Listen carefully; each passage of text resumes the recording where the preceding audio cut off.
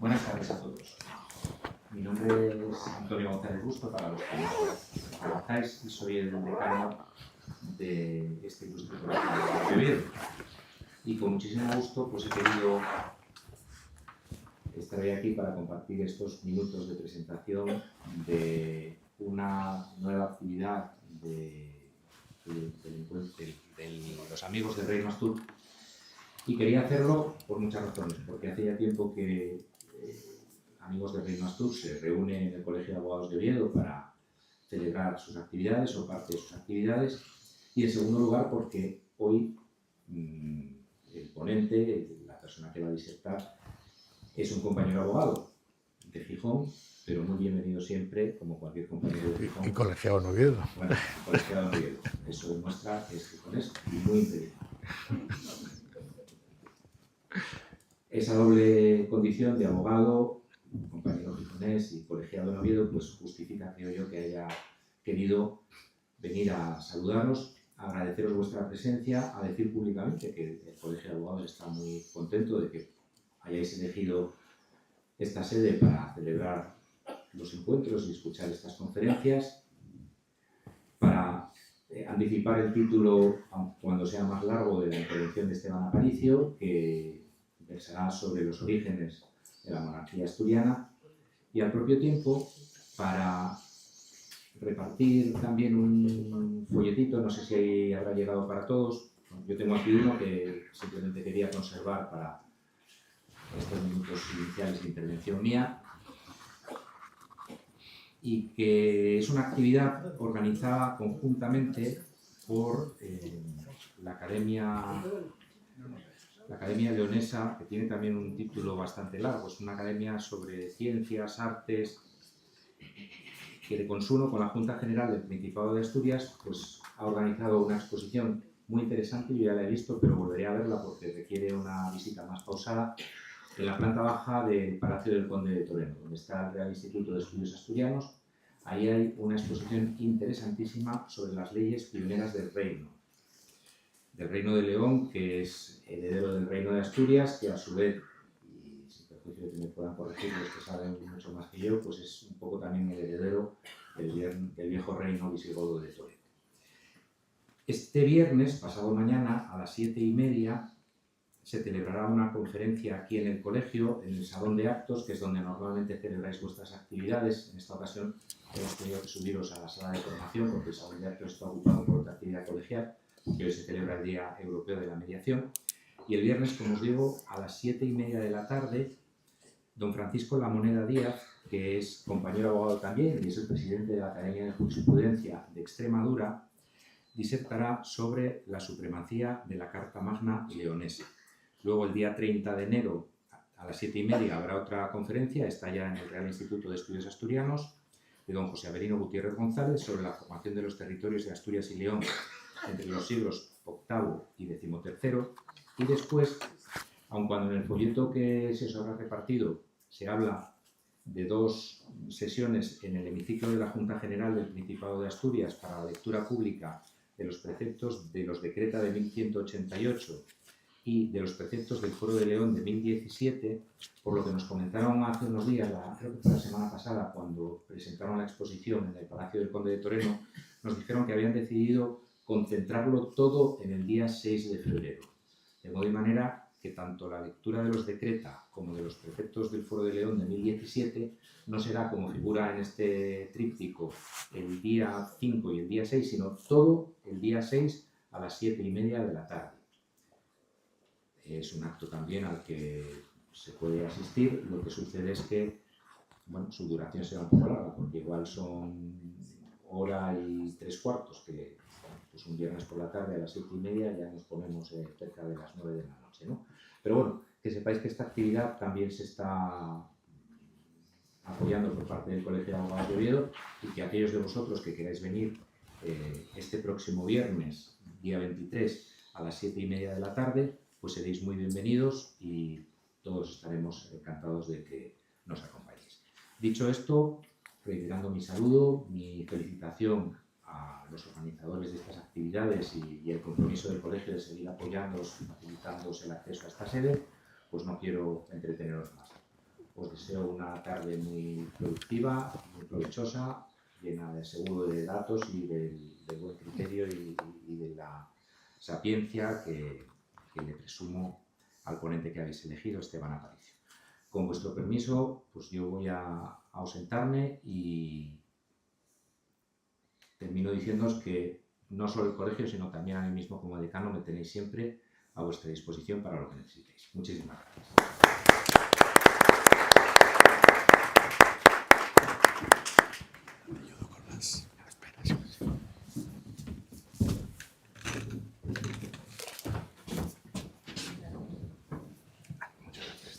Muy bien, muchas gracias a vosotros.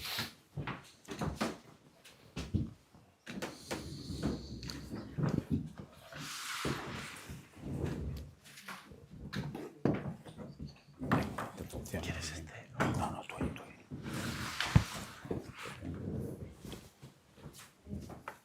¿Te va bien la presentación y eso?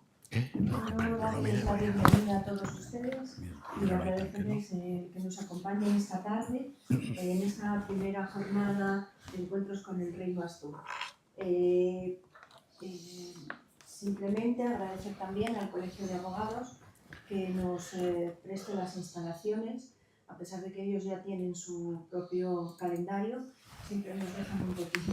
Muchísimas gracias y sin más paso la palabra al doctor Francisco Avelino Aguado, que va a presentar a nuestro ponente de hoy, al que también doy muchas gracias. Muchas gracias. Bueno, muchas gracias, Inés. Muchas gracias a todos ustedes por estar aquí una vez más estos miércoles dedicados a nuestra historia del Reino de Asturias, ¿no? Hoy tengo para mí el honor y el placer de presentar pues, al que considero, y es una suerte, mi amigo, que es don Esteban Aparicio Bausili. Bueno, seguro que es conocido de muchos de ustedes, pero me gustaría puntualizar algunos detalles de su biografía y sobre todo la sensación que yo he tenido al conocerle. Quiero decirles, y además para mí es lo importante, cuando conocí a Esteban, que fue en un simposio, bueno, en una reunión de gente que hablábamos, y estaba yo en el grupo, sobre también el Reino de Asturias, pero justamente en la Liébana, una jornada memorable, pues de repente yo vi que un señor que se llamaba así, Esteban Aparicio Bausili, pues nos iba a hablar de un tema que a mí al principio me resultó absolutamente sorprendente. Y créanme, yo creo que me conocéis muchos que llevo años leyendo sobre estos asuntos, ¿no? Y me pareció absolutamente novedoso, muy novedoso, sorprendente, revolucionario. Y bueno, cuando terminé de escucharle, pues me vino a la memoria lo que describen los historiadores que le había pasado en la época de don Santiago Ramón y Cajal. Les voy a contar porque merece la pena. Ramón y Cajal, como saben ustedes, pues era un españolito de aquí, el hombre poco conocido, por no decir nada conocido, y él con su tesón, con su esfuerzo en solitario, simplemente solo, mejor dicho, pues había hecho un descubrimiento formidable, y era ni más ni menos pues, que el sistema nervioso estaba conformado por células a las que conocemos hoy, dio el nombre de neurona, ¿no? En su época, toda lo que llamamos ahora la comunidad científica, es decir, todos los grandes de la ciencia, creían que el sistema nervioso no tenía células, que eran fibras. La teoría fibrilar de la época, y eso era, pues bueno, era lo que aceptaba todo el mundo. Bien, entonces don Santiago se cogió con su dinero, porque no le dio apoyo a nadie, la universidad no le dio un duro, nadie le dio un duro, él se gastó el dinero que además era incluso de joyas de su señora, y se marchó a Alemania, al congreso que iban a hacer ese año los anatomistas en Berlín. Y allí pues nadie le hacía caso. En aquella época pues no había presentaciones, no había nada, y lo único que era pues que cada uno colocaba su microscopio en una mesa y la gente iba y miraba por el microscopio y veía, ¿no?, la presentación que estaba haciendo el correspondiente médico, ¿no? Bueno, pues no le hacía caso a nadie. Entonces él se agarró al que entonces era el mayor capo de la medicina en aquel momento, que era el doctor Rudolf Virchow, muy conocido en los ambientes médicos, pero muy desconocido fuera, lógicamente, y le dijo: doctor, quiero que mire usted, agarrándole del brazo, quiero que mire usted aquí, a ver qué le parece lo que he hecho, ¿no? Entonces Rudolf Virchow tuvo, él lo describe en sus memorias, Rudolf Virchow yo creo que tuvo la misma sensación que yo he tenido cuando escuché a este señor que tengo a mi derecha, a don Esteban. Debió tener la misma sensación. Entonces Rudolf Virchow llamó a todos los asistentes al congreso y les dijo: señores, quiero que escuchen ustedes a este español aragonés, Santiago Ramón y Cajal, y les dijo: miren, yo no sé si hoy vamos a descubrir algo, pero sí vamos a descubrir a un señor que merece la pena que le descubramos, que es Santiago Ramón y Cajal. Yo en este caso les digo lo mismo. No sé si vamos a descubrir algo, pero sí vamos a descubrir seguro a don Esteban Aparicio, y su trabajo, a mi juicio, es meritorio. Desde mi punto de vista personal, quizá lo más meritorio que yo he tenido ocasión de leer desde que me dedico a leer sobre el Reino de Asturias. Bueno, y lo menos importante, pues este señor es licenciado en Derecho, es un abogado insigne, muy conocido, como han visto aquí, entre sus colegas, muy considerado. Tiene un montón de títulos que voy a pasar porque no... Bien, vamos al grano, pero sí recalcaría que es un historiador del derecho, que domina el latín perfectamente, y no solo el latín, sino la paleografía, es decir, esas letras raras, las que escribían en aquella época, que son, yo cuando las miro veo pues, rayas, me dicen que es latín, pues será latín, pero yo no veo más que rayas. Y él no solamente ve que es latín, sino que entiende las letras y corrige a los paleógrafos, entre comillas, profesionales. Y creo que los corrige bien, a mi juicio. Y bueno, como es un historiador del derecho, pues entre muchos profesores pues es considerado un infiltrado. Y ahí yo le siento muy bien y me siento en armonía con él, porque yo también soy médico, no soy historiador, y me pasa lo mismo, ¿no? Cuando estoy con los historiadores, y los historiadores siempre nos miran con un ojito así de lado, como gente relativamente infiltrada, sospechosa y hasta peligrosa en ocasiones, ¿eh? Bueno, y sin más te doy la palabra a don Esteban, porque realmente yo creo que va a ser algo que nos va a sorprender a todos y que merece la pena escucharlo. Gracias, Esteban, y adelante.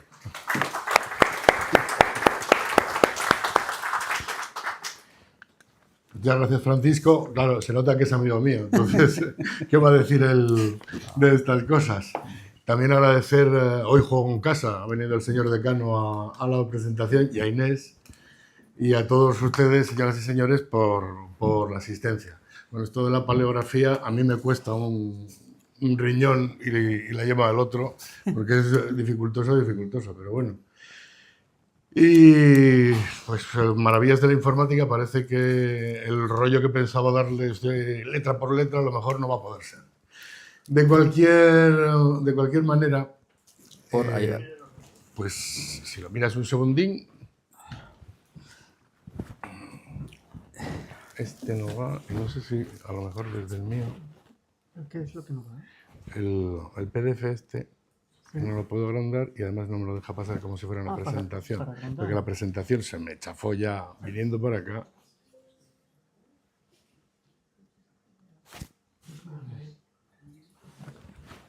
Aquí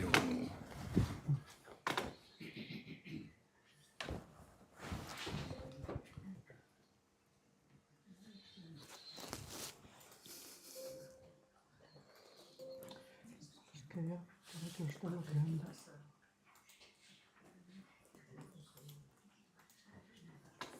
Bueno, de todas formas, casi mejor, porque así se fijan en mí, que es lo que más me gusta del mundo.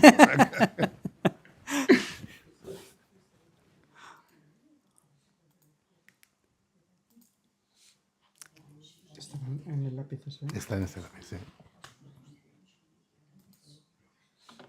Pues aquí parece que se ha expulsado el lápiz.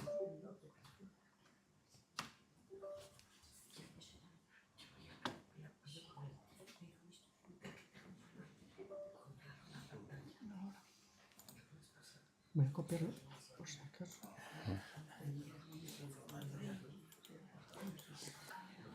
Para hacerlo desde el propio ordenador mejor, ¿eh?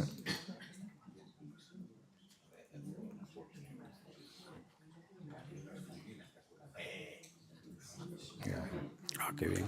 Ahí está. No hay nada como saber, ¿eh?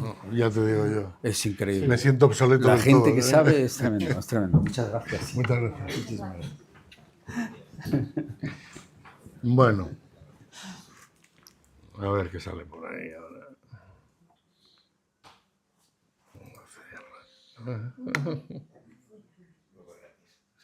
A ver, prueba gratis, a ver. Pues este es el del colegio de abogados, ¿eh? O sea que- A ver. Ahí lo tienes, ¿no? Bueno. Luego nunca sigo el guión, o sea que tampoco... Pero es un poco para que se vayan dando cuenta de por dónde van los tiros.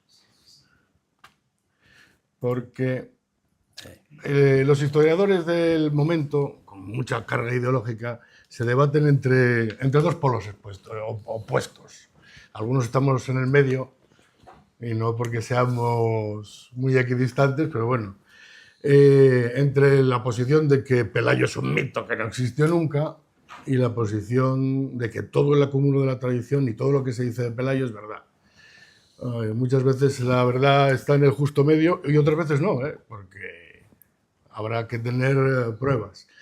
La verdad es que últimamente, a pesar del resurgir de algunas figuras aquí locales como César García de Castro y otros autores que han superado el modelo de los indigenistas y de los neoestructuralistas marxistas y toda esta gente que no se apoyaban para nada en las fuentes, pues han abordado un enfoque contextual, es decir, no solo centrado en el gran error que yo creo que tuvo Luciano Barraud y Higó, que se revolverá en la tumba al oír a un historiador del derecho a hablar, de decir que esto era una historia puramente nacional española, una historia asturiana, y que era árida y que no tenía más visos, salvo que apareciera alguna cosa, alguna novedad, que no tenía muchos visos de avanzar. Bueno, esto es un error, pensar que esto era como la América de los Sioux, totalmente aislada del resto del mundo y que aquí no había ningún contacto con el exterior, lo que la arqueología también va acelerando cada vez más, ¿no? Muchos arqueólogos lo que pasa es que tienen el defecto del enfoque arqueológico. Yo creo que en la antepenúltima conferencia que se hizo aquí, uno de nuestros mejores arqueólogos también dijo eso de vamos a olvidarnos de todo lo que dicen los documentos. Bueno, eso en realidad nunca es cierto, porque si no tuvieras ningún conocimiento previo de lo que alguno ha contado sobre lo que pasaba, no sé cómo vas a interpretar un albañal. Un albañal puede ser un albañal aquí y en Roma, pero pues habrá que ver más cosas, opino yo. Por eso el enfoque contextual es mucho mejor, en el sentido de que no solo coge lo que dicen los filólogos, que ahora hablaré de los filólogos, de lo que dicen los arqueólogos y de lo que se dice por parte de todos los científicos, de todas las ramas, incluso de las ciencias sociales, sobre lo que pasaba en un periodo histórico y la importancia de todo lo que pasaba en ese periodo histórico. Porque realmente lo que nos dicen los documentos es lo que pensaba un señor que escribía en un momento dado. Pasa hoy en día. Cogemos la prensa y hay un periódico que dice que el presidente del gobierno es maravilloso y otro que es una porquería. No voy a alabar yo al presidente del gobierno. Pero esto pasa también en la antigüedad. Entonces, la historia, lo que olvidaron los marxistas en los años 60 es que no eso se construye a base de documentos, sino también de monumentos, que es la definición clásica de la historia, y por eso reivindico un poco a los maestros de la historia clásica, de la historia del derecho, que además fueron grandes historiadores, como Hinojosa y su discípulo Altamira, que murió en el exilio, a pesar de que ahora algún novelista catedrático de universidad sostenga que, como Claudio Sánchez Albornoz, es un precursor del fascismo y un abogado de Francisco Franco, que no tienen nada que ver, porque tanto uno como otro, bueno, don Claudio llegó al final de sus días aquí, estuvieron en el exilio y alguno murió en el exilio, ¿no? Entonces, con los materiales que dispusieron los grandes historiadores del pasado, los grandes, y no digo ningún Mindundi indigenista, pues claro, pueden ser superados o no. Y en muchos casos, claro, tampoco tenían todas las nuevas cosas que aparecieron, no disfrutaron de los escasos restos visigóticos que Mundó descubrió en el año 70 en su tesis doctoral, por ejemplo, y tuvieron que conformarse con lo que son las ediciones clásicas de las fuentes cronológicas y las fuentes genealógicas, que tanto critican los hipercríticos, desde Barródigo hasta el presente, hasta el señor Corral, por ejemplo. Entonces, catedrático de Historia Medieval en la Universidad de Zaragoza, por ejemplo. Entonces, las fuentes que disponemos, pues casi siempre son las mismas, porque hay muy pocas novedades, ¿no? Y estamos debatiendo siempre sobre las fuentes. Aquí está una imagen de esta fuente antigua, que ya se habló de ella muy antiguamente, aunque fue redescubierta en el siglo XIX, olvidada en el XX gracias a Sánchez Belda, Sánchez de Albornoz y Barródigo, y rescatada por un francés, Christian Setipalli, genealogista y prosopógrafo, pero de la Universidad de Oxford y de la Sorbona de París, que algo será algo, a pesar de que tampoco le gusta mucho al sector de la academia. La impugnación básica de todo lo que sabemos, que llega al extremo de negar prácticamente todas las fuentes escritas, como interpoladas, falsificadas y rehechas, pues se basa en las fuentes analísticas, el debate, porque hay un problema en la genealogía de Pelayo, porque tenemos varias genealogías, no es que no tengamos genealogía, tenemos varias. Y cronologías, porque tenemos varias cronologías de los hechos y varias cronologías de los reyes. Y esto se basa en una crítica ya antigua, lo voy a hacer en el plan, intentaré hacerlo lo más esquemáticamente posible, que se basa en la crítica de los anales.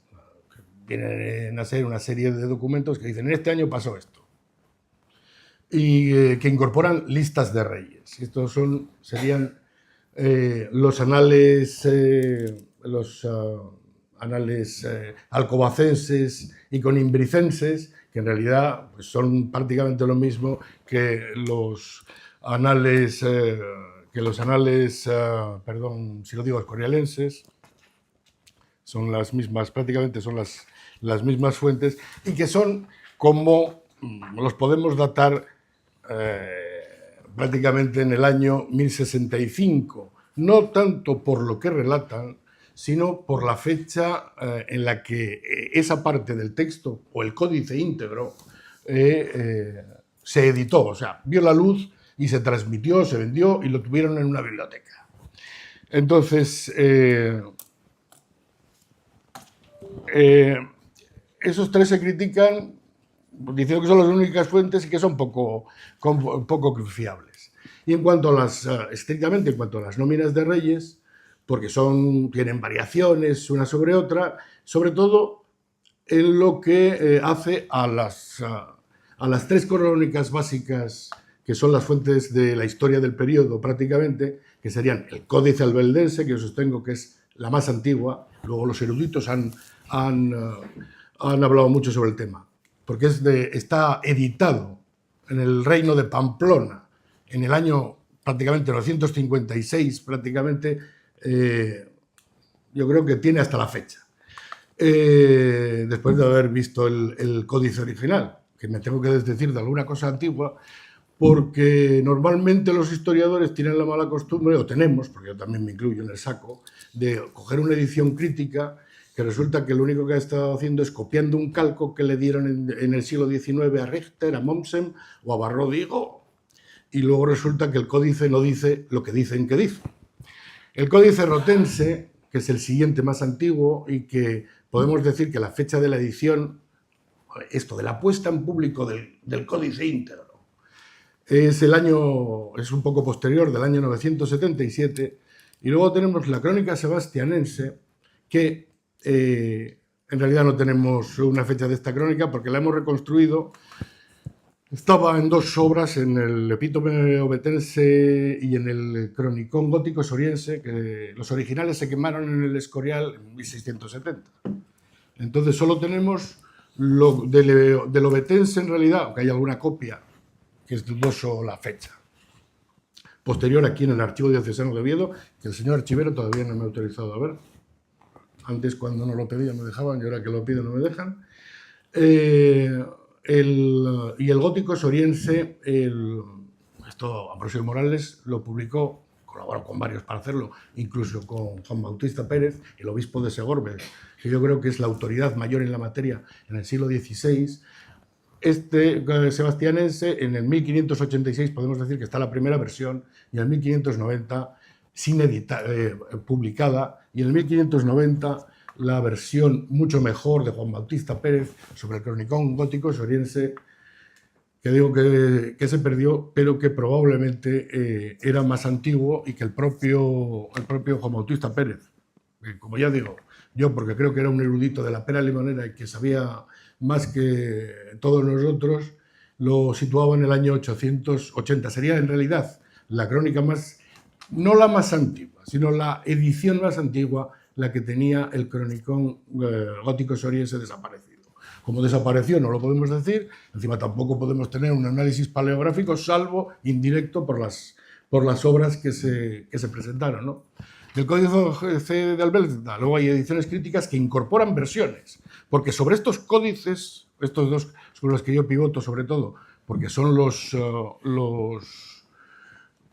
que forman un corpus íntegro y sabemos la fecha, pues como hay otras variantes, pues ya todos los filólogos llevan años discutiendo sobre la fuente perdida de estos códices, porque el albendense en algunas partes copia del rotense, a pesar de que está en esta edición que tenemos, es años anterior, o sea que lo que se puede deducir es que había una fuente común, y para abreviar, la fuente común probablemente pues, era una crónica perdida, que ya hablaba Sánchez Albornoz de ella, ahora Preloc habla de... Yo creo que en realidad hay varias fuentes, muchas más que esas dos, pero yo creo que habría una versión de Alfonso II y de sus partidarios y una versión retocada en tiempo de Ramiro y de sus partidarios, por dejarlo en esa, con unas listas de reyes en las que unos incluyen a los que creen que son legítimos y excluyen a los usurpadores, y otros hacen lo propio con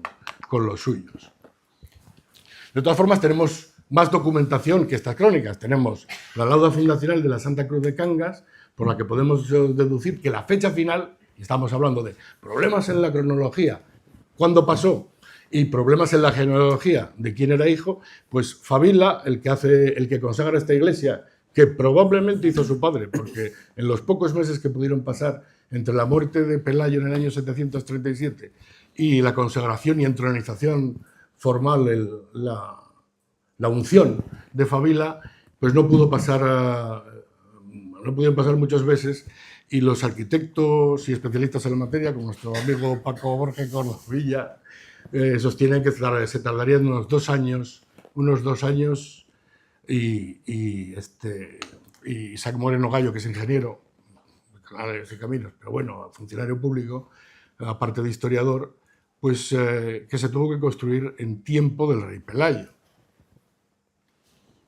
Es curioso que la lauda no menciona a Pelayo, con el cadáver de él probablemente aún caliente, no lo mencione para nada, y eso da para también alguna sugestión genealógica, prosopográfica y sobre la historia de estos señores. El código más antiguo, ya digo, que además tiene las fechas del inicio, 718, bien datado. En una parte, en la anterior, en la nómina de los reyes godos, tiene el error tradicional, error o no error, de sostener que el inicio de la invasión árabe, por lo menos la de Asturias a lo mejor, fue en 714, y el error cronológico de decir que si Rodrigo reinó 3 años y Bitiza 10. Bueno, pues lo dejaremos por otra cosa, porque si nos metemos en eso. Pero la nómina a continuación que sigue inserta el Códice Albeldense, el más antiguo, la nómina de León. Irba Rodrigo, esta nómina leonesa, la desechó en el Albendense, y lo siguen diciendo todos los historiadores hasta el día de hoy, porque incorporaba novedades incompatibles. Digo, ¿cómo va a ser una novedad lo que se escribe en el extranjero de Asturias? Porque la única crónica que sería asturiana sería la sebastianense. Las otras se escriben en el año 900, se editan en el 956 en el antiguo reino de Pamplona, cuando Pamplona estaba interviniendo en Castilla, y después del 976, cuando los reyes, por eso insertan luego genealogías, para hacerse de los godos también, cuando estaban interviniendo contra León. Esto tampoco lo tiene nadie en cuenta. Bueno, pues es como ver los partes de guerra de hoy, los que dice Moscú de los que dice Kiev, pues lo mismo, y todos hablan de lo mismo, ¿eh? Pues hay que tener, creo yo que estas cosas hay que tenerlas en cuenta. Pero aquí resulta que en el documento más antiguo que tenemos, y los abogados sabemos de prueba, más antiguo en el tiempo, mejor en el derecho, nos dice que Pelayo era hijo de Beremundo, Nepus, sobrino o nieto de Rodrigo y rey de Oviedo. La generalidad de la doctrina desecha esto como algo posterior, no sé, solamente con base en hipótesis eruditas filológicas, pero no con base en los documentos. El documento dice claramente lo que dice y es de la fecha claramente de la que es, con noticias probablemente del año 883, por lo que dice el propio documento, que en la Rotense esas noticias muy deformadas también pueden datarse parte de ellas del año 883, pero dicen cosas distintas. Dicen cosas muy distintas las dos historias que nos cuentan. Porque además, no solo esto, luego el sebastianense, por ejemplo, nos da una versión conciliatoria respecto del rotense. El rotense se quedaría en Cuidan Pelagius, un tal Pelayo, que había sido espatario, porque en el siglo IX, en el tránsito del IX al X, ya no se sabía muy bien lo que era un espatario. Se pensaba que en la condición del latín de la época en España es que es un escudero.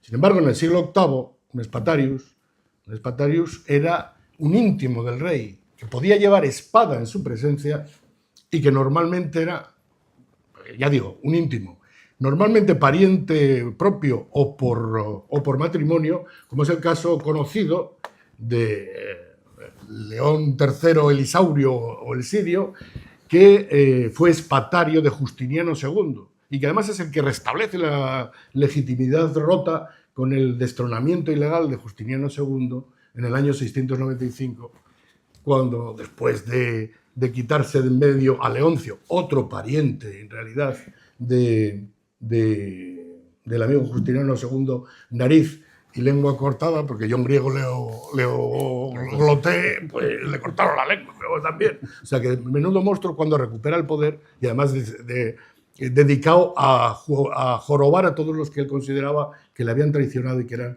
sus enemigos. Pero volviendo, porque siempre me pierdo en las anécdotas, y yo pienso que son muy sabrosas. La historia de verdad es mejor que Juego de Tronos. El cargo de espatario era muy importante a finales del siglo VII y principios del siglo VIII. Luego va perdiendo importancia en el transcurso del siglo VIII y el IX. De hecho, para distinguir a un espatario normal de lo que antes había sido el espatario o el comes espatariorum, ya empezaba a haber la distinción también a finales del siglo VI y del siglo VII y del VIII. O sea, entre los años 690 y 700 y poco. Luego, en el año 800, ya los bizantinos se tienen que inventar para distinguir, ya habían metido a tanta cantidad de parientes allí de espatarios, que para distinguir al más importante lo llaman protospatarios. Bueno, pues eso también hay mucho historiador que tampoco sabe griego, claro, luego hacen historias sin competencia en latín, sin competencia en griego y sin nada de árabe tampoco. Pues, vale, muy bien. Pues así nos van las cosas. Pero eso que nos permite decir lo que dice las crónicas. Joder, pues que si lo quiere llamar Mindundi, Cuidan, porque la rotense no dice ni de dónde viene, uno que llegó por allí. y le llama espatario, para decir un escuderillo. Pues será que el espatario viene de la fuente antigua y efectivamente era un tío importante. De hecho, la legitimidad, que es el tema sobre el que bascula todas las crónicas, es distinta en la albendense y en la rotense. La rotense nos cuenta el cuento ese famoso de que si lo mandaron a Córdoba, tal, que si no sabían quién era, y que luego volvió y que fue desde huyendo porque no estaba poco a poco hacia la zona del lado de allá, que tampoco lo dice la rotense, que no trae ningún nombre salvo Legiones Marítima y una cosa que a lo mejor la tengo por ahí, no sé si la he puesto antes, no, ahí. El de arriba, el Legione, clarísimamente en una cursiva visigótica elegantísima. Y claro, es la albendense, el más antiguo. El segundo es la expresión que utiliza la rotense, en el cuentecillo ese sobre Pelayo. Que los gijoneses, yo soy gijonés y ya me fastidia decir estas cosas, lo digo en Gijón, me tiran piedras, pero lo sigo diciendo porque soy muy gijonés, pero soy más amigo de la verdad, coime. Y ahí directamente lo que pone es Lilone. Si uno supiera un poco más de paleografía y advierte un punto encima de la I, que es un punto de abreviación, pues lo lógico es que dijera Gione. Y solamente en el caso de que copiara mal un documento antiguo, se podía decir que el escriba de la rotense, que no sabía muy bien lo que era, interpretó mal o una doble S o una V,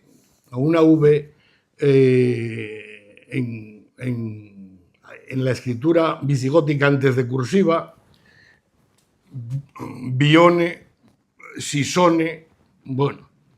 Pero vamos, que ninguna fuente anterior al siglo XII habla de Gijón, habla de la peña de Pelayo sobre el océano o de la sierra, esos documentos incluso arábigos del siglo, que se pueden datar del mismo siglo VIII, pero no hablan de eso.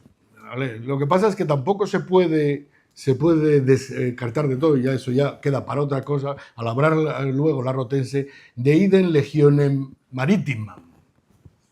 Claro, que si uno se va al siglo VIII y coge a Casiodoro o a San Isidoro o a Jordanes y se pregunta lo que es una legione marítima en las traducciones de Jordanes al latín del siglo VIII, porque luego también se perdió el griego y estuvimos muchos años prácticamente, no en España del todo y no en Francia del todo, en círculos muy minoritarios había gente que sabía leer y escribir griego, pero se pierde mucho el idioma y el concepto. Pero las traducciones más o menos de la época, Legiones Marítimas, es una circunscripción militar, no es León, que no tiene mar.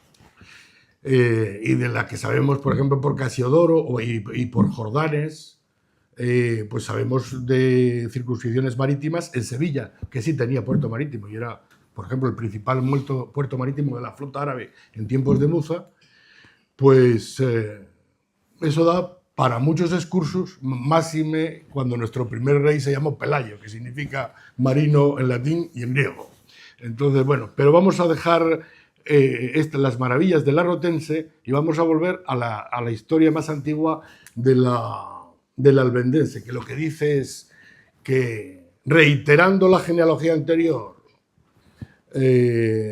Pelayo, hijo de Bermudo y Nepus, que puede ser, sobre todo si cogemos las leyes, que es lo que cogemos los abogados, nieto, sobrino, nieto y tal, y si cogemos la lengua vulgar, lo que dicen los filólogos, sobre todo los franceses, sobrino en esa época.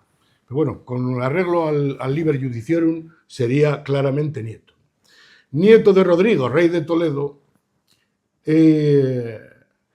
invadió Asturias por las agrestes montañas. Ingressus est in asperibus montibus. Ingressus en San Isidoro. En los clásicos está muy claro en Julio César o en Cicerón.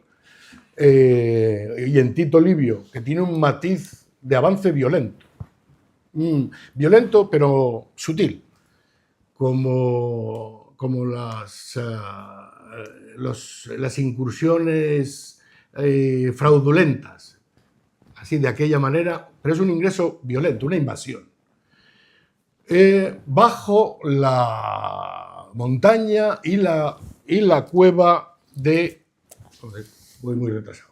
De Auseba.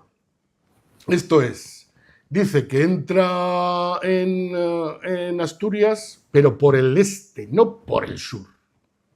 Entra por la Cantabria-Goda. Encima entra en una zona de Cantabria-Goda. Dice que, enemistado con los árabes, lo hizo después de que toda España fuera ocupada, no dice por los musulmanes, dice sarracenos, por los árabes. Este texto además destila racismo muy propio de un godo del siglo VII, del siglo VIII. Pelayo, para haberse sublevado en 718, en 722, que decía Sánchez Albornoz, porque mataron a Nujaim Abd al-Malik entrando en el mes de Arafa, el 28 de mayo, del año 718, del año 722. En 718, porque dice en la Continuatio Hispana, que tiene una nota marginal el texto que dice nota die nativitatis, que significa en imperativo, conoce que fue el día del comienzo. Un eclipse de sol datado por la ciencia moderna el 3 de junio del año 718. O en 734, que es lo que opino yo, que es la última batalla de Covadonga, porque yo creo que hubo varias, que dice Luis Agustín García Moreno en el año 734, comparándolo con el pasaje de la Continuatio Hispana, que sería el texto más antiguo que tenemos del año 754, aunque las copias también son del siglo X, ¿no? Bueno, salvo algún pequeño fragmento anterior, que estaría en la campaña de Abd al-Malik del año del emir, no, era todavía un valí, de Al-Ándalus, por orden del califa, porque no había hecho nada, y entonces se mete por aquí y se mete por Zaragoza, porque las campañas suelen ser dobles, para quitarle a la resistencia asturiana el vínculo con Aquitania y para invadir la zona franca por el otro lado que ya tenían Narbona. Pues de la Continuatio sabemos claro que toda España fue conquistada, ¿cuándo? Pues lo dice el texto, en el año 717, después de un episodio, la revuelta que mata al abuelo político o tío político de Pelayo, Abdalaziz ibn Musa, que estaba casado con Egilona, la viuda de Rodrigo, o sea que por este vínculo de parentesco, si hacemos caso, y existió, pues cuando matan, nadie hace caso de esa sedición, ni de la llegada de Alur para combatir a los sediciosos. La capital hasta entonces estaba en Sevilla, hasta el año 716, que es donde matan, en la mezquita Rufina, donde vivía, que era la iglesia de las Santas Juntas y Rufina, donde vivía Abdelaziz con su mujer Egilona y con varias concubinas, hijas de los príncipes de España y de los nobles de España, y le sustituye la facción, él pertenecía a una facción, los lagmíes, y además Abdelaziz, la madre de él, era coreishita, era de la familia, era descendiente de Mahoma. Se lo cargan los figritas, que eran otros coreishitas, que estaban encastillados en Córdoba. Pero bueno, esto, como origen de la rebelión en España, pues no se dice, ningún autor habla de ello. Algún arabista, Jesús Viguera Molins, tal, pero los demás, no, fue una partida que fue a recaudar impuestos. Como sabemos cómo lo hicieron los árabes, no solo en Egipto, que es lo que dice Guillo Balbás siempre, sino también en España, pues sabemos quién le pagó la multa a Muza, el méloda urbano, el que le había acompañado por toda España, uno natural de África, o sea, de Cartago, católico, vir nobilissimus, que es el tratamiento de la familia imperial, o sea, que era otro peje que había negociado y era otro de las altas esferas. Pues en Egipto lo pagaban los obispos y en España también. O sea que cuando un obispo no pagaba, se mandaba un ejército, no se mandaban 4 robagallinas. Pero bueno, esta es la historia que dicen los historiadores oficiales, que es la verdadera. Digo, bueno, pues será. No lo sé, yo solamente trato de aportar datos y basarme en documentos y no en lo que me sale de las narices y en el contexto histórico. Lo que pasaba aquí pasaba en Bizancio, lo que pasaba aquí pasaba también en Egipto y estaba pasando en Francia. Bueno, en Francia estaban más atrasados, pero estaban intentando imitar la centralidad, el centralismo godo de Hispania, que era como el del Imperio Romano, una especie de Imperio Romano bis, con un poco de apartheid. Porque aunque no lo quieran reconocer, lo digo con términos presentistas, que tampoco son muy adecuados para la ciencia histórica, pero para que se hagan una idea de cómo eran los godos. Pelayo era asturiano, era vasco, era tal, aunque solo fuera porque había nacido aquí, no sé dónde nació, pero era godo. Era godo porque sí, además, lo dicen todas las fuentes, menos Macari en 1630. Bueno, Macari sabría mucho en 1630, pero no era lo que pensaban los coetáneos de la figura, que además resulta que la fuente más antigua dice que entró guerreando, y las demás no dicen que no guerreara. La legitimidad de Pelayo en el documento más antiguo, incluso que estos, que es el testamento del rey Alfonso II el Casto, cuando habla de Pelayo, dice que fue instituido por Dios.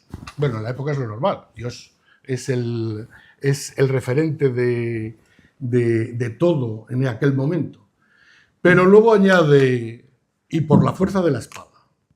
O sea, la legitimidad inicial, luego los otros quieren decir, hubo un concilio y llegamos a un acuerdo, unos que era con los asturianos, la rotense, otros que fue con los godos, la sebastianense, y la albendense no dice nada ni de concilio ni nada. Dice que llegó allí, empezó a dar estoques y se cargó a los árabes. Se cargó y entre ellos Alcama. Y ahí entraríamos en la genealogía. Y opresionó a los obispos. Y después de seguir matando árabes, por fin, postremoque, el pueblo cristiano se liberó. ¿Y cómo se liberó? Con la muerte de Munuza. El Munuza histórico sabemos que murió en Llivia, después de aliarse con Eudes de Aquitania y de casarse con su hija. En el año 731 fue ejecutado por las tropas de Abderramán al-Gafki como paso previo a la invasión de las Galias que terminaría en lo de Poitiers, ¿no? Pues bueno, después de eso, y esa es una data que da la Albedés también, y después de morir y de liberarse el pueblo cristiano, dice que por fin el ejército de campaña, ese ejército en campaña, un ejército comitatense, fueron destruidos por la ruina de un monte, que ahí viene la leyenda lebaniega, en Líbana. Pero bueno, no sabemos cómo se llamaba Líbana en el siglo VIII, pero sí sabemos que Líbana, Libia, Castrum Libie, era Oppidum Cerritanense, que dice la Continuatio Hispana, y como la cita Isidoro de Sevilla en las divisiones. O sea que a lo mejor estaba un poco más lejos el teatro de operaciones también, pero bueno, tampoco me quiero meter mucho en esas cosas. Lo digo, todo este excursus viene a colación de que en el siglo XIX un santanderino, Ildefonso Llorente Ramos, sacó en Recuerdos de la Líbana, un libro de 1882, una de las mejores lecturas, a pesar de que era periodista y no era paleógrafo, mejor que la de los paleógrafos oficiales, que con aquellos se liaron y parecía que era una comuna, la genealogía de Benedicto y Elesinda, señaló que aquí estaba la biografía de Pelayo, al que decía hijo de un Fabila que aparecería en la copia que él vio, una copia del siglo XVIII, y un calco del original. Josué lo impugnó en el siglo XX, a principios de 1905, creo que es la primera impugnación que hace Eduardo Josué y Fernández de Peragata, que los de Santander son muy de los godos, y la genética parece avalarlo, no como los asturianos, que estamos muy mezclados.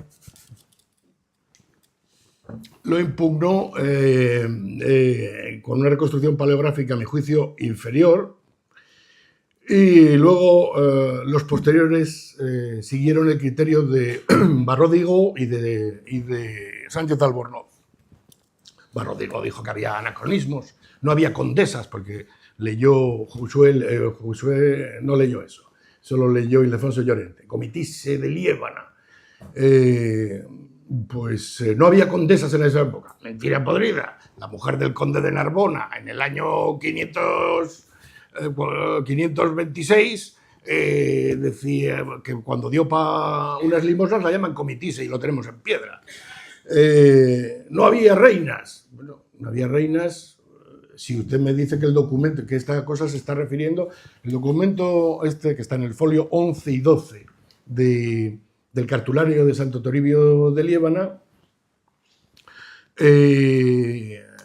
sabemos de cuándo es. Hay un trabajo codicológico posterior a todas las críticas del año 1973 que nos señala la cadena de custodia que diríamos los abogados en un pleito. Los primeros documentos a instancia del monasterio de Oña se tienen que pasar a un cartulario porque hay un deterioro de los mismos, dicen, y en 1108 sabemos que se pasan a un cartulario.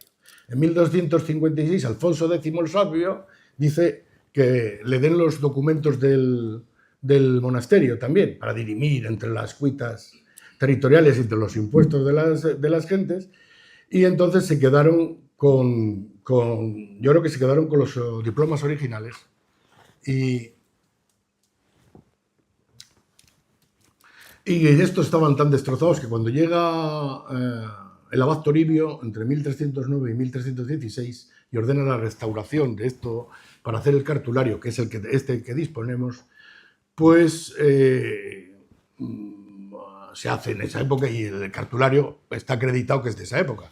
Porque una de las críticas que llegó a hacer Sánchez Belda en 1948 es que era una falsificación del siglo XIX.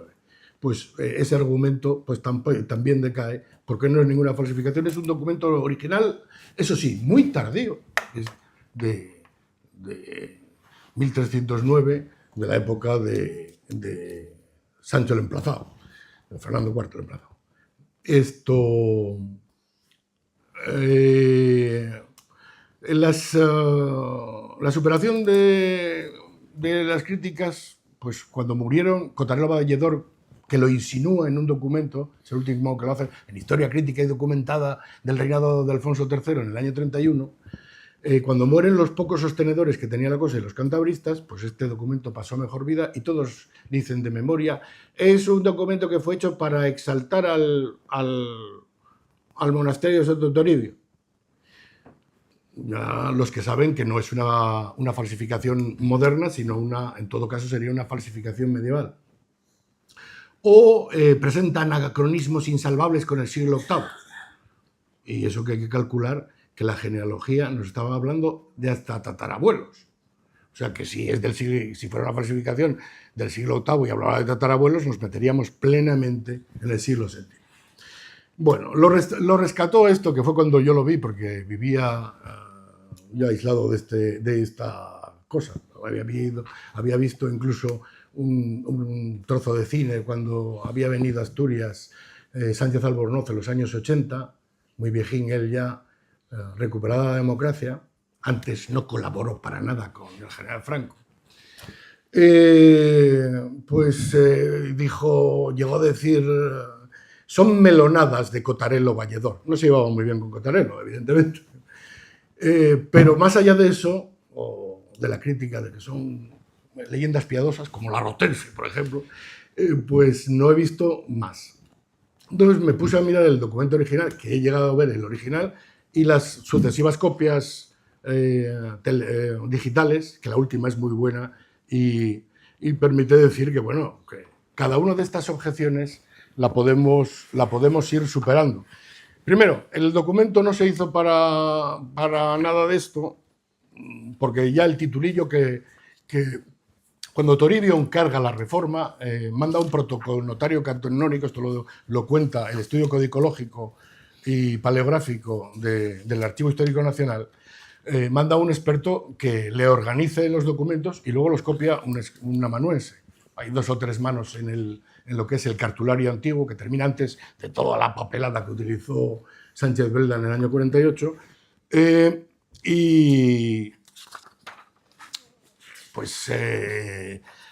Resulta que luego le pusieron título a todas, o a casi todas, porque ahí sí que el que titulaba, aunque sabía derecho del siglo XIV, o sea, sabía el derecho de partida pero no conocía bien el foro judo. ¿Qué es lo que le pasó al escriba? Eso lo sostiene también un paleógrafo de Santander, Jesús Ángel Solórzano Telechea. No entendía muy bien lo que escribía, aunque de las abreviaturas que utiliza se nota que está copiando un original anterior en cursiva visigótica. Bueno, pues resulta que el que titula pone carta de un hombre bueno que donó muchas iglesias, pero no dice a quién las donó, et sic non valet. O sea que no vale, según el propio cartulario, y a pesar de la opinión tan favorable que tenía de la validez jurídica por estar inserto en él, Ildefonso Llorente, pues no vale. Luego hay una serie de datos más, que casi voy desgranando porque vamos muy mal de tiempo, respecto a los anacronismos. Bueno, resulta que hay algunas cosas que no se podían saber en el siglo XIV, como por ejemplo la analogía que yo encuentro entre Grovincia, que es un galicismo de la zona de Clermont-Ferrand, en el siglo además VII y VIII, y Suara, que es un germanismo occidental que solo pudo llevar un godo, sabarico, que significa noble, que hubiera estado, como tantos otros tenemos documentados, exiliados, los prófughi y refughi a los que se refiere la legislación visigoda en Francia. Por eso muchas veces Fredegario tiene tan buenas noticias de España. Y el texto, traducido por mí y con estas salvedades, diría que Benedictus, ahí tiene esa forma de 9, que es común tanto en las abreviaturas de esta, que es una letra redonda, que se lee muy bien, que es letra francesa del siglo XIV,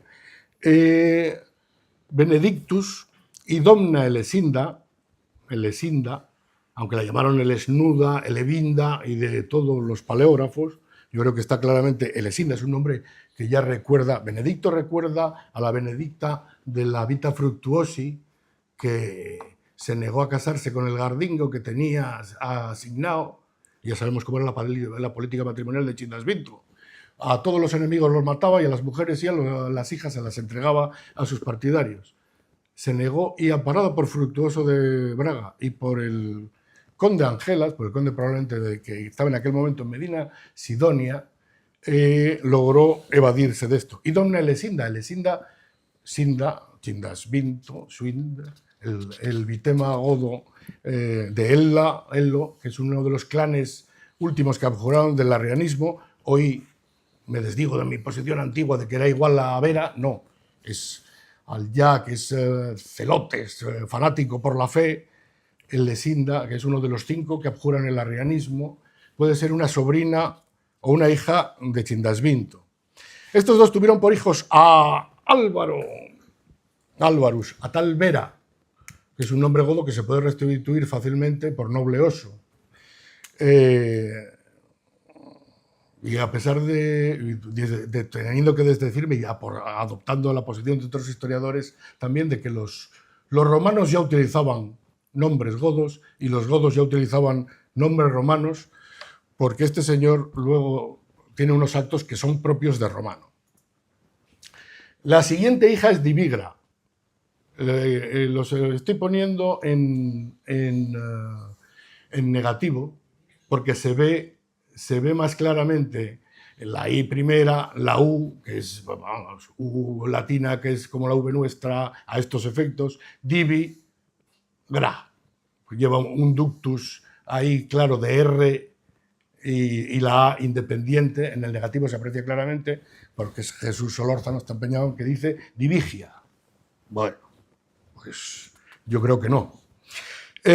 Y Divigra, yo creo que eso estaba pensando que era un tratamiento, pero después de revisar el canon ulfilano y el ya muy antiguo diccionario de Streitberg, pues creo que es también otra traducción del godo, porque luego la llama goducia. Godusia está acreditado en un libro, en varios, pero sobre todo aparece varias veces como inspiración divina o gracia divina, lo mismo que el latín, en un libro godo, el Skeidens, que no se llama así, lo llama así la doctrina, que son los comentarios sobre el Evangelio de San Juan que tenemos en godo. Y Osicia. Observen que todos están como si hubieran sido adoptados, porque todos son un noble oso. Bueno, luego está Divigra, que es inspirada por Dios y estas cosas, y Osicia, que es Osetna, evidentemente. Álvaro construyó muchas iglesias.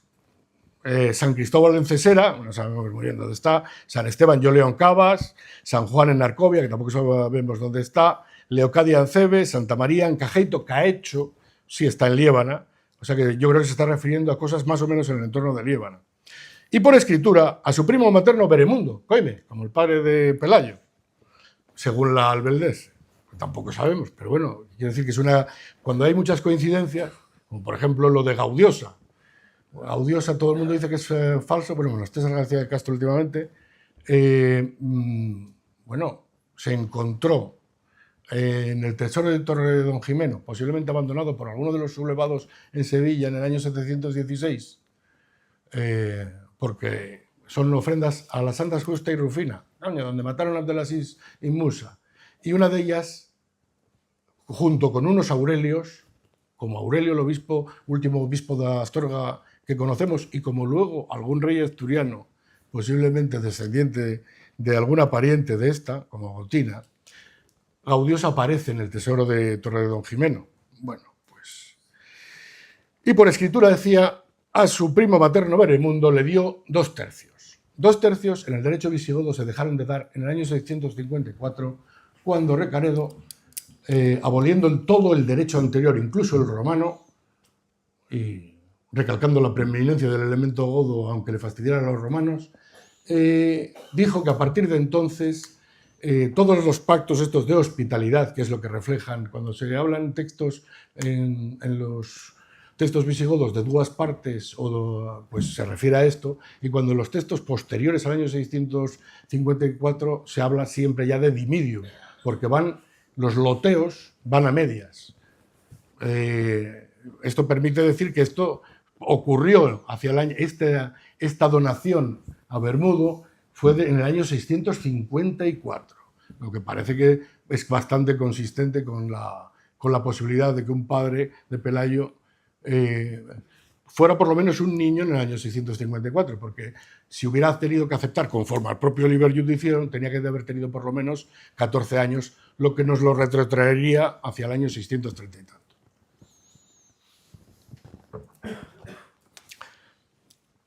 Pues esto lo sabemos clarísimamente los juristas, aunque haya algunos, porque Recesvinto lo que trató de hacer es de poner coto al litigio que sabemos que existía entre godos y romanos desde las leyes de Teodosio, que era que los romanos decían que 2 tercios se los quedaba al socio romano y 1 tercio era para el godo, y los godos decían que 2 tercios eran para el godo y 1 tercio para el socio romano.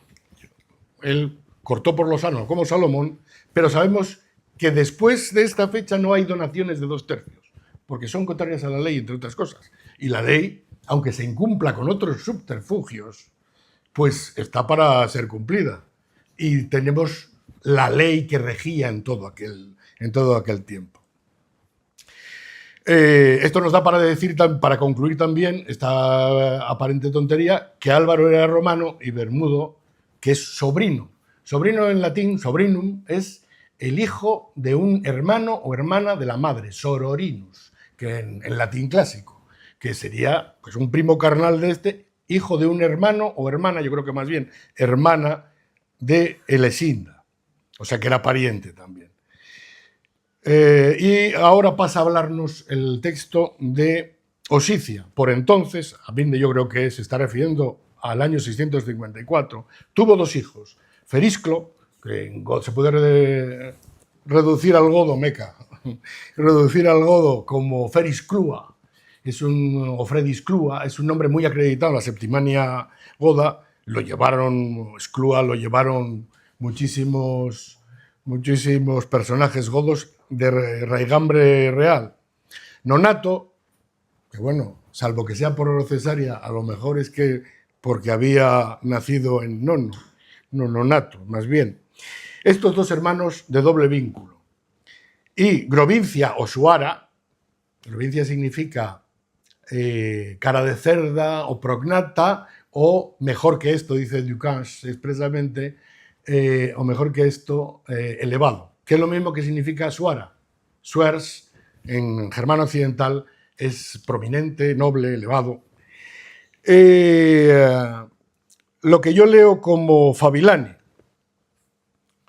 que estaría aquí el Fabila, está ahí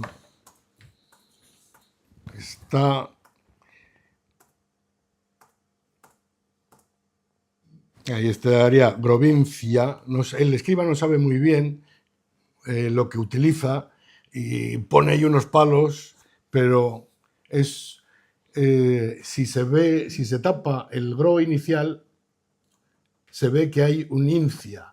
Incia que no es incia, porque el original, esa forma, en realidad, que copia sin saber muy bien lo que es, se corresponde a la T en cursiva visigoda. El que escriba no tiene mucha idea, es un curioso, es un artista, porque las letras las hace muy guapas, y luego divide el nombre ahí Ansuara, porque le suena más a lo que había en el siglo XIII, pero es Ansuara y Suara. Y aquí, esta es una fotocomposición, porque el Fabila está arriba, lo mismo le pasa con este tal, y yo creo que es más bien Fandila, que es el antecedente real de Fabila, porque luego yo creo que Fabila viene de una corrupción de escrituraria de Fandila, y no al revés, como dije la otra vez, porque en el texto más antiguo que he visto, que es el manuscrito 22, el misceláneo, el Código de León, que es mucho más antiguo que todo eso, por lo menos del año 839, se ve que está rara la ND, que por los ductus puede parecerse a esto. Entonces sería Fandila o Fabila, vamos, el Fabila de toda la época, que sería hijo de Osicia y Sabarico, y no, como decía el Ildefonso Llorente, de Dígdaco y Divigra, a los que iremos luego. Estos dos, Ferisclio y Nonato, volviendo a la genealogía, tuvieron otros tres hermanos, estos, Grovincia Suara, el Fabilane y Gulbira.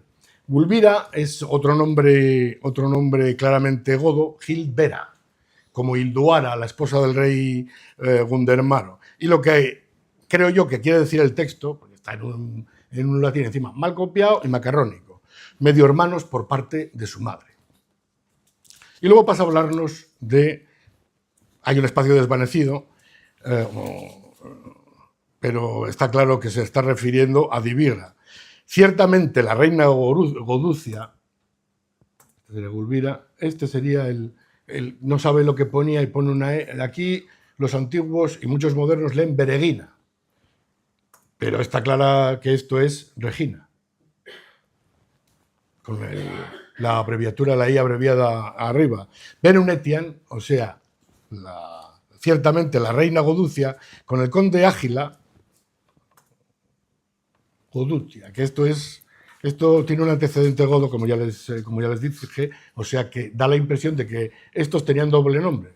Ya desde que se quemaron los libros godos en el Tercer Concilio, en el 589, se dejó de escribir.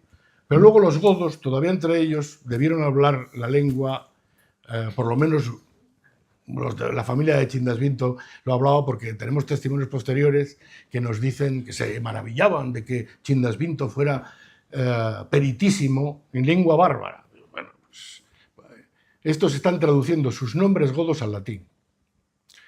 Cómite, está bastante claro que es uno de los pocos tratamientos que da a varones, es una carta muy feminista. Cómite, Aquilo, está claro que es lo que yo traduzco como Ágila. Pero como no conocemos ningún Aquilo ni ningún Ágila que fuera rey ni en el siglo VIII ni en el IX, y en cambio sí lo conocemos, bueno, a principios del VIII sí lo conocemos, el rey Ágila, que sabemos, no por las fuentes asturianas, que ni lo mencionan, ni por la Continuatio Spatio, en la que tampoco, o sea que el argumento de silencio tampoco vale para mucho, pues parece ser que esta sería la mujer del rey Ágila II, que debió morir en el año 713, otro dato cronológico. Y con el conde de Agila tuvo como hijos, mi lección original, Munio, Nevasano, Dídaco, Odo, uno que no sé, Odo o Doagro, porque sigue una A y luego hay un espacio desvanecido y una tal Cristina.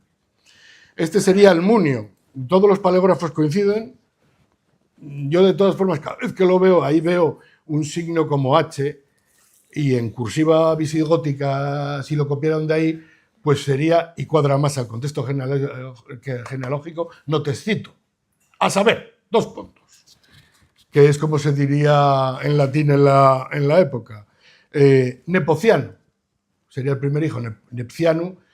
Coime, si hay un abuelo de Benedicto que pudo ser el padre de Benedicto y tenemos alguna idea de que pudo ser un nepociano, pues sería probablemente el hijo mayor de este pollo, que no se sabe si él fue, yo creo que con arreglo a este texto, el usurpador del año 636, al que se refieren muchos historiadores y los conciliares del Quinto Concilio, pues pudo ser este Benedicto, un aliado. Esa fue una familia que tuvimos un pleito en el que Recesvinto actuó de testigo falso contra Marciano y los absuelven a todos para cerrar el Sexto Concilio, que en realidad fue una paz. Ahí en el Quinto Concilio solo hay obispos de un lado y ya vienen en el Sexto de toda España, una paz entre varios de los sublevados. Bueno, pues serían Nepociano, Dídaco. Dídaco es una traducción, a mi juicio, de Benedicto, Tiutidac, en el canon godo. No viene de Santiago, ni de Yago, ni de nada de esto. Yo creo que es una traducción también del godo, o sea, es Benedicto, pero en godo, y Odoagro, pues es un nombre, Odíaca, Audebacar. Es un nombre germánico muy acreditado, aunque bueno, cercanamente lo tenemos en uno de los últimos reyes de los suevos, ¿no? Por avanzar, Dídaco, este sería Nepociano, Dídaco, aquí yo creo que se pasó el escriba, porque yo creo que es claramente Dídaco, pero podría leerse Didatu. Esto pasa también en un texto muy antiguo, que tenemos una controversia, Selim Martin y yo, sobre si en el primer poema genealógico de los de San Fructuoso de Braga dice Didatu o Didacus. Floriano Cumbranieño dijo Didacus y yo también opino que es Didacus. Este sería el Odo u Odoa. No hay que hacer mucho caso a la juntura de las letras porque el escriba estaba muy perdido y esto parece una X clara con la P del crismón, Cristina. Dídaco y Gelvira, que son primos hermanos, lo que nos señala ya otra de las características de los godos, que eran los matrimonios muy, muy próximos para salvaguardar el linaje y el patrimonio familiar. Tuvo a 2 hijos, un tal Pedro y un tal Froilane, dice el texto. Petrum, está bastante claro que es Petrum, y Froilane, Fruela. O Froilán, pero es lo mismo. Y cuando Pedro tuvo hijos, pues tuvo a un Fruela, que no lo llama de Cantabria el texto, a un Pedro y a un Alfonso. ¿Y cuándo? Aquí Solórzano Telechea dice que aquí pone Alfonso, por las narices. Net claramente... Bueno, pasamos al siguiente. Froilane Petrum Adefonso. Estos son los hijos de Fruela, el hermano o el supuesto hermano de Pedro de Cantabria, que serían 3. A nosotros, por otras fuentes, nos contan solo 2. Fruela de Cantabria, el hermano mayor, rey, correy, según nos dicen las fuentes, que dicen, no se asociaron al trono. Bueno, uno era el rey de Cantabria, para mí, en mi opinión, claramente, y el otro el rey de Asturias, y cuando muere su hermano mayor se queda con todo. Ellos 2, después de asesinar, dicen que un oso, de asesinar a su querido Fabila, a su cuñado Fabila, y luego dicen que fue un oso, no, fue Ursus, que según una compañera aquí de Oviedo era otro hijo de Pelayo. La sebastianense utiliza el mismo verbo, interitum, para describir la muerte de Fruela, ejecutado por una faida, con la muerte de Fabila el del oso. Pues bueno, esto, Petrum no sabemos quién es, este sería, podría ser, Fruela de Cantabria, Petrum, un abad Petrum podría haber habido en Liébana, y este de Alfonso, que sería Alfonso I el católico. Y nos señala de dónde viene, de Gotina y Froilane, Fruela, el hermano de Pedro, casado con una tal Gotina, probablemente pariente de Gaudiosa, porque el rey Aurelio es hijo de Fruela de Cantabria. Y aquí hay lo que Ildefonso de Llorente leyó Comitise, Josué leyó Froilane de Libana, que parece Froiluba, yo creí leer Etiam de Cedicitur, pero que me parece contextualmente mejor, pero todos los paleógrafos sostienen que se trata de, vaya chapa que os estoy dando, que se trata de un comité o capite de Libana. Váyase usted a saber en la fecha de redacción del documento lo que era Libana. Sin embargo, luego dice, y destegó divigratia, lleva para mí está muy claro divigratia, que aquí no lo comprime, y destegó, o sea, yo, la redactora del documento se identifica, o sea que si no es ella la condesa de Liébana, si no está hablando de de los ya dichos, que era lo que pensaba yo, de los ya dichos hijos de Fruela y de Gotina, que contextualmente parece que está mucho mejor, pero bueno, si es de un conde sería que su padre, Fruela, era un conde y que la que escribe es ella. Y luego una egregia es la abreviatura latina clásica, utilizada también en algún documento visigodo, egregia, Betina, que es un nombre acreditado en esa época, el monje Betino, es un nombre que en Francia, en el latín de Francia, significaba, por eso hay muchos detalles de galicismos en este documento, de galicismos antiguos, es decir, galicismos del siglo VIII, no del siglo XIV. Significaba estómago o barriga. Y recordemos que en el canon ulfinano, barriga, estómago, útero, es Bambai, como el rey Bamba, y que los godos, no sé por qué razón, traducían Pedro o Bamba por Pedro, como consta en el Concilio VI precisamente cuando dice del representante del obispo de Segóbrica, Pedro qui est Bamba, blanco y en botella leche. ¿Qué quiero decir? Que es un nombre que está muy vinculado al propio, onomásticamente, la cosa es muy congruente, no es anacrónica. Para rematar luego con otra cosa, el documento evidentemente está cortado arriba y cortado abajo.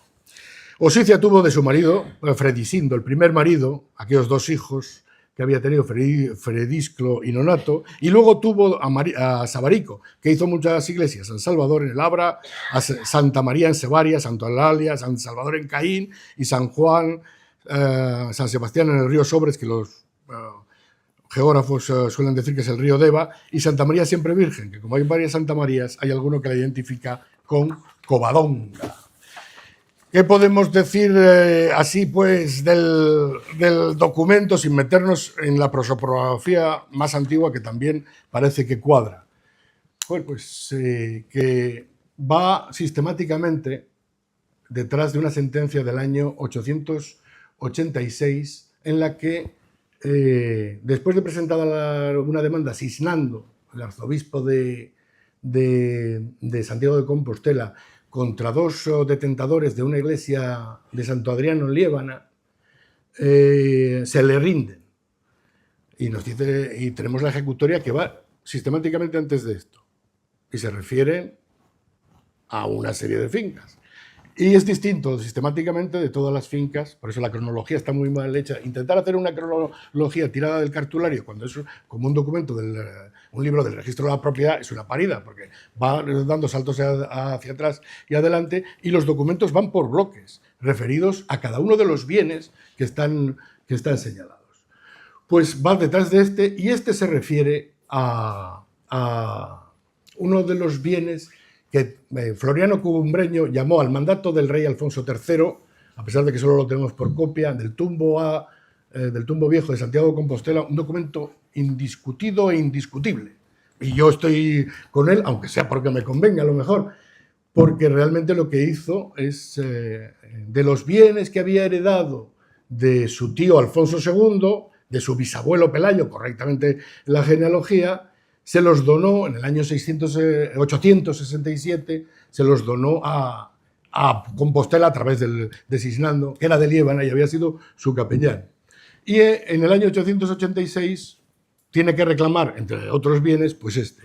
Y ahí figura.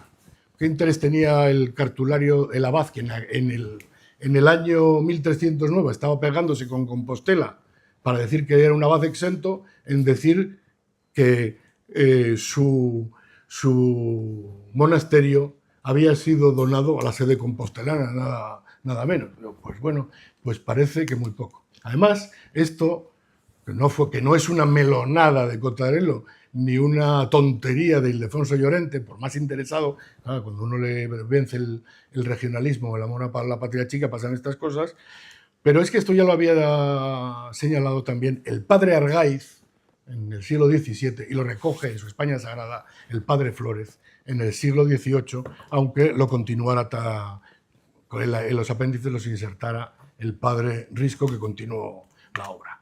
Y para no darles mucho más la brasa, pues lo dejamos aquí, y por si tienen alguna pregunta y no se quieren ustedes acordar de mi difunta madre, pues quedo a su disposición.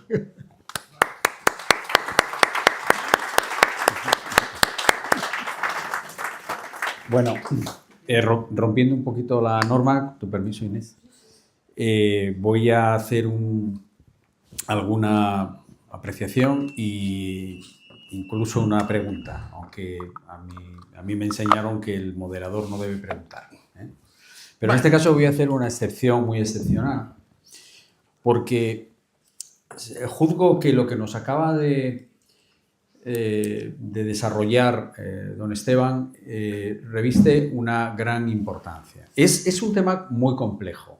Ustedes han estado aquí y han visto que estamos ya rozando un nivel científico que a lo mejor nos supera a muchos, a mí incluido, pero que tiene una importancia fundamental, porque yo entiendo, Esteban, corrígeme si no es así, entiendo que tú, sobre la base de un documento que es el cartulario de Santo Toribio, que ha sido un documento muy discutido, muy denigrado, sobre todo, incluso desechado literalmente, y además desechado, como es muy bien señalado, por instituciones, ¿no? Como don Claudio Sánchez Albornoz o Barro Diego, ¿no? O sea, quiero decir que es un documento que ya todos, yo recuerdo, pues bueno, es un documento que desechas, nada, es una copia, es una falsedad y entonces pues no merece la pena. Pues de repente cuando lo miras, observas que aparecen una serie de congruencias en los nombres, en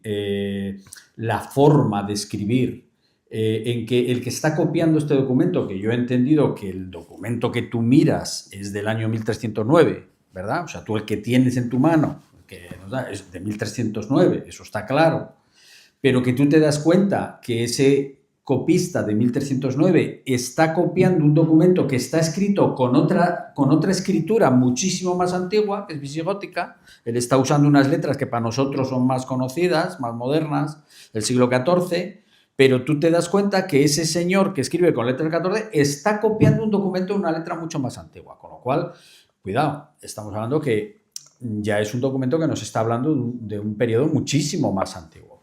Y es que encima nos habla de unos personajes, de unas fincas, de unos personajes que, caramba, por no decir una expresión más, es que tienen los nombres de los reyes asturianos.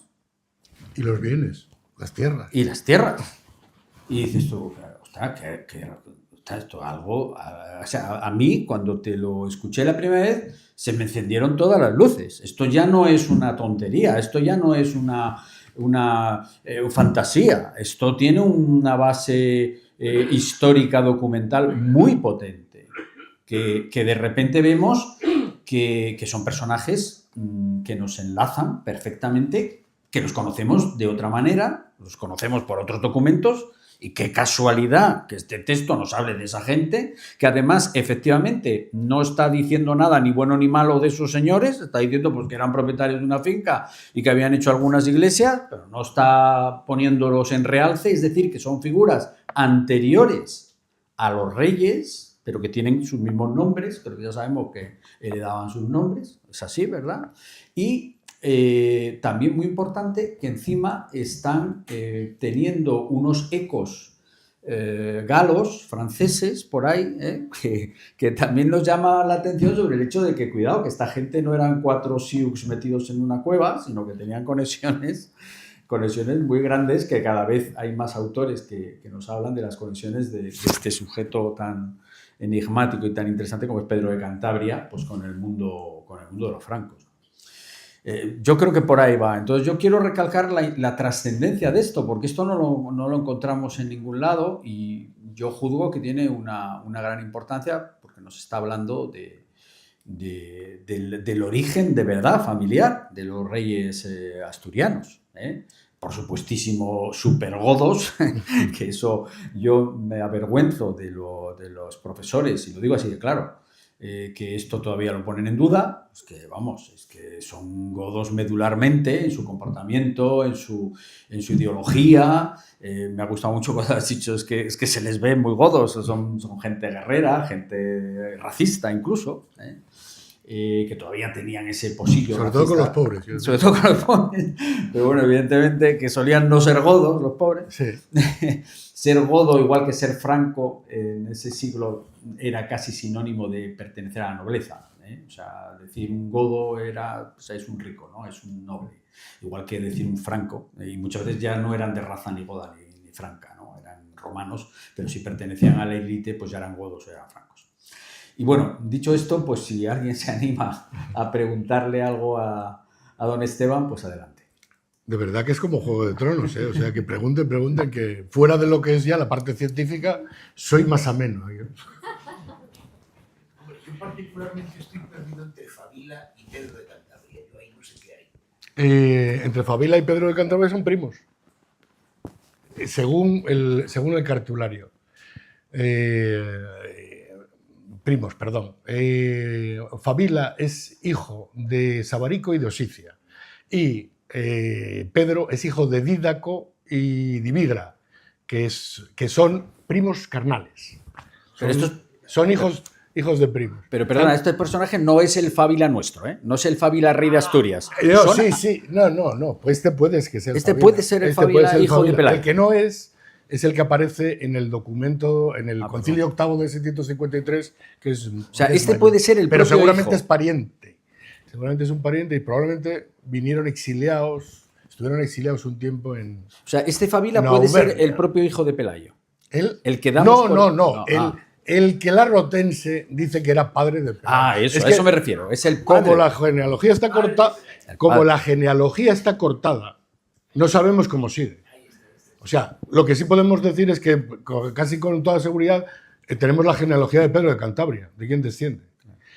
Pero no tenemos la de Pelayo porque no sabemos, como está cortado, no sabemos de quién es hijo. Claro, ahí nos perdemos todos. Pero por eso digo, la hipótesis mía es que es hijo de Bermudo. Porque es la versión más antigua que hay. El libro más antiguo que tenemos, el Albeldense, dice que es hijo de Bermudo. Pues será hijo de Bermudo. Incluso, aquí son documentos falsos, pero aquí en el archivo diocesano, en los documentos de Llanes, que son falsificaciones evidentes y tal, pero bueno, son falsificaciones bastante antiguas. Hay varios que hablan de Fabila como nutritor de Pelayo. El nutritor es el tutor, el ayo. Entonces, incluso esa genealogía se puede conciliar en el sentido de que Pelayo podría haber sido hijo natural de Bermudo y tutelado hijo legítimo o hijo adoptivo de Fabila una vez que desapareció, no se sabe cómo, muy bien, Bermudo. Pues podría ser, pero no lo sabemos porque no está. Y no tenemos ningún otro documento que nos lo cuente. Se puede decir, había un rumor en el siglo XIII, sobre el año 1200, sí, están datados esos instrumentos, que se decía esto. Pero son documentos muy falsos, que atribuyen... lo que sí ahí estaba bien son los bienes porque era lo que querían robar, pero era un falsificador muy chambón porque pone unos reyes allí que no se corresponden con la época del supuesto acta que se otorga y tal. Entonces, si esto fuera una falsificación, llevaría el premio Nobel de las falsificaciones. Una cosa... Gracias. ¿Alguno más? Más cosas. Que se meten con Pelayo y no decimos nada, que si no... Yo tengo una curiosidad. Me parece que insinúas un poco como el oso en realidad era la familia de los osos, más que un oso. Hombre, eso es un clan, sí. Esta Osedna viene de la vía de Pelayo, de Fabila, no de la del otro lado. No, vienen todos de la misma. Son todos descendientes de una sobrina de tal. Y esta sobrina yo creo que es la mujer, pasa en el año 653, 654, la viuda del rebelde de Froya. Froya es una cosa despectiva. Pestiferanguis lo llama serpiente, lo llama Eugenio de Toledo, y además tuteándolo, como si lo conociera, en Pacis Redintegracia, un poema que escribe sobre esto. Y tenemos la historia que la escribe Tajón, y este parece que es un medio hermano mayor y no lo digo humo de pajas, o sea, uno coge las 100 y pico, bueno, 99 fijo, leyes de Chindasvito y ve que está legislando para el caso concreto. En una ley tiene que impedir que a uno de sus parientes, sabemos que tenía hijos porque lo dicen las actas del octavo concilio, por uno de sus hijos, diciendo que está loco. Y de Froya tenemos tres testimonios de la época que dicen que estaba loco. Luego le tiene que rehabilitar y dice que los actos que hacen en intervalo lúcido son válidos. Este parece que se subleva, cuando pide Braulio que manden a Recesvinto, por favor, se subleva cuando nombra corregente el padre al hijo más pequeño. Porque este debía ser un hermano muy, muy mayor, medio arriano por lo que dicen luego en el concilio, porque el octavo concilio es el juicio contra los rebeldes. Y es lo que no ve la gente. La mayor parte de los contenidos, aparte de los puramente eclesiásticos, son juicios canónicos sobre rebeldes o sobre cómo se resuelve una cuestión que hoy llamaríamos de derecho constitucional. Entonces yo creo que esa es la osicia que los padres conciliares dicen, no, a Froya no porque Recesvinto en ese concilio quiso indultar a los sublevados. Y sabemos que a Froya lo capturó y lo llevó a Toledo. Y los obispos dijeron que a ese ni para atrás. Todo lo más que se consuele, le pone el versículo, que se consuele al corazón de la viuda. Vamos, que le diera la mujer y los hijos a un propio, que sería Sabarico, un gardingo, de más o menos de la familia de la estirpe real. Por el nombre, yo también calculo que es uno de los parientes del usurpador Ulila, del 589. Sé que con estas cosas genealógicas se pierde uno, pero que se están pegando en la misma familia los godos, desde Teudis hasta el último de los reyes godos, son todos parientes, muy cercanos. ¿Algo más? Y ya cerramos. ¿Una pregunta más? Bueno, pues nada, yo creo que lo dejamos aquí. Y disculpad el rollo, pero... Muchísimas gracias, Esteban. Creo que ha sido muy interesante y bueno, emplazamos al próximo mes. Os dejo con Irene, pero con Inés, perdona. Bueno, pues muchas gracias. Yo también estoy alucinando. Y sí, me ha superado, bueno, me ha arrollado los conocimientos y me perdí varias veces. Pero bueno,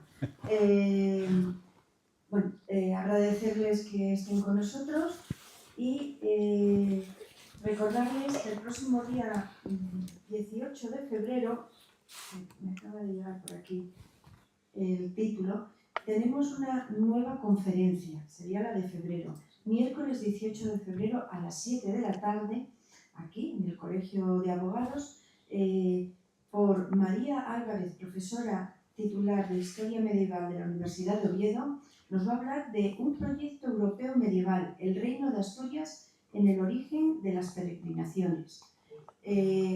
Yo he oído hablar a esta profesora y merece la pena, está realmente bien y nos toca muy de cerca. Bueno, pues agradecerles a todos su presencia y recordarles que el viernes aquí está el acto que nos habló el decano, para que también tuve el placer de poder oír en la Junta General al catedrático emérito, y realmente merece la pena también acudir a esa conferencia porque nos toca también muy de cerca. Bueno, muchísimas gracias y bueno, Hasta pronto. a todos. Muchas gracias.